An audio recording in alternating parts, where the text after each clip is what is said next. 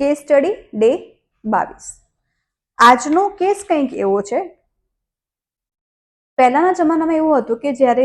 કોઈ જમીન હોય ને એમાં કોઈ આપણા વડીલોમાં કોઈ મોટા ભાઈનું નામ એન્ટર થયેલું હોય, પછી જે તે વખતે સહભાગીદારીથી બીજા ભાઈનું નામ દાખલ થઈ ગયું, કાયદેસર રીતે તો એને તમે ખેડૂત તરીકે ના ગણી શકો, પણ જે તે વખતે થઈ ગયું હોય, સહભાગીદાર તરીકે જે ભાઈનું નામ ચાલતું આવેલું હોય એ ભાઈની પરમિશન વગર એ સહભાગીદાર તરીકે ભાઈનું નામ કમી થઈ જાય છે, માત્ર ને માત્ર ખાલી રોજકામના આધારે કે કોઈનું અરજી હોય કે ભાઈ આ નામનું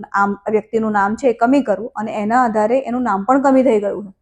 હા, કબજો ને બધું સહભાગીદાર પાસે હોય, આજના સમયે પણ એની પાસે જ હોય, પણ ભૂલ શું થાય કે ભાઈ સાતબાના રેકર્ડ્સમાંથી નીકળી ગયા એટલે માલિક તરીકે મટી ગયા, ભલે કબજેદાર તરીકે જગ્યા ઉપર ઊભા છે।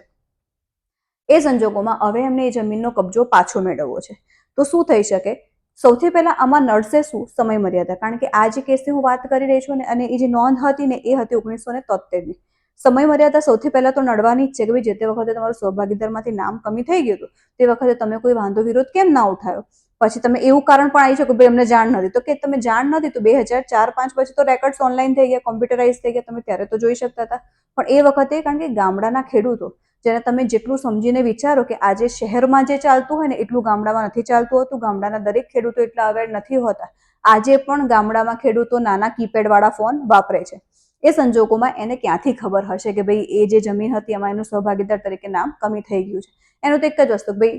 ખેતી કરી, પાક ઉગાડ્યો, પાક જઈને સમયે વેચી આવ્યા, એ સિવાય રેકર્ડ્સમાં કંઈ પણ તકલીફ હોય, ખબર ના હોય, અને ક્યારે કોઈ બોજો લેવાનો વિચાર, હા બોજો કંઈક લો તો બધા તમને જાણ થાય, બોજો લેવાનું વિચાર્યું ના હોય, ભાઈઓ હોય એટલે સાથે સાથે જ્યાં જ્યાં જરૂર પડે એ પ્રમાણે કે ભાઈ આ ભાઈ છે એટલે હેન્ડલિંગ કરે છે। આ સંજોગોમાં મારું માનવું એવું થાય કે ભલે પ્રાંતમાં તમે અપીલ કરો, એક વખત પ્રાંતમાં અપીલ કરો, પણ પ્રાંતમાં સમય મર્યાદાના કારણે અપીલ નીકળી જ જવાની હોય, પણ સૌથી વધારે મારો પ્રેફરન્સ પ્રાંતની અપીલ સાથે લડતા આગળ, પ્રાંત પછી કલેક્ટર સાહેબ પછી એસએસઆરડી પછી જ્યારે હાઈકોર્ટનો સ્ટેપ, એટલે આખા સ્ટેપ મુજબ તમે જેમ એક પછી એક સ્ટેપ લેતા જશો, એ પછી તમને આખા કેસની વિગત સાથેનું તમે કઈ જગ્યાથી તમારા ચાન્સીસ છે અને બધા રેકર્ડ્સનું ધ્યાન લેવામાં આવે છે તે વખતે,